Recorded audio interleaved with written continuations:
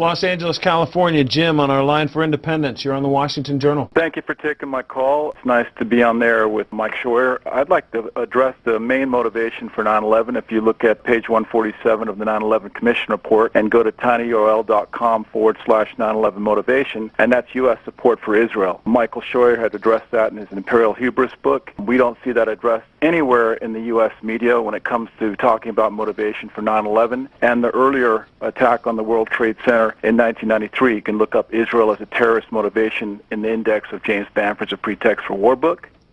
Jim, we'll leave it there. Michael Scheuer, your response, sir. Yes, you know, this cuts to the heart of, I think, an issue that Americans really need to consider if they don't want to fight this war forever. American lifestyle, democracy, women in the workplace, elections, liberty, all of those things the Islamists, Al-Qaeda, its allies, would never have in a country that they governed. That's very clear. But the idea that has been pushed by President Clinton and President Bush and Mr. Cheney and Barack Obama and Senator McCain, that America is being attacked because of those things, is a disservice to the population of the United States. This war is not against Americans because we're Americans.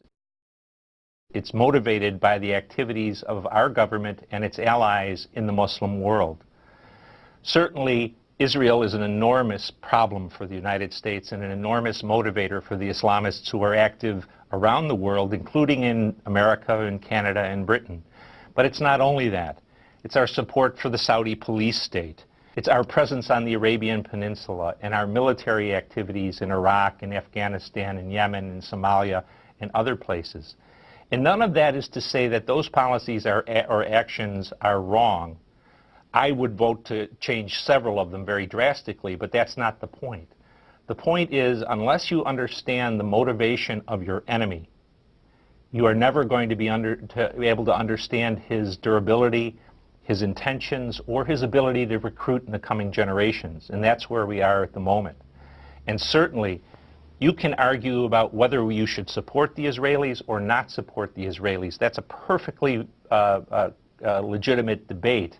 But when you say that Israel is an enormous burden on U.S. interests and our relationship with the Israelis is getting American soldiers killed overseas and threatening us at home, that's just a fact. You can't get away from that fact.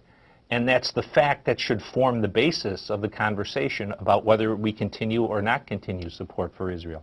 If liberty and freedom mean anything, it means that we have the right to decide for ourselves if we want to put our lives at risk for certain policies. Just think for a moment how ugly these policies must be, that politicians feel it necessary to lie to us about them and try to convince us that the policies have nothing to do with why we were attacked. So much death and suffering because our politicians are dirty. James is right about how the media has behaved, and I'll give you an example. This was on the Newswire on the morning of 9/11. Now look what Dan Rather did. A London-based Arab newspaperman said that followers of bin Laden warned 3 weeks ago that they would carry out what he called, and I quote him, a huge and unprecedented attack on U.S. interests.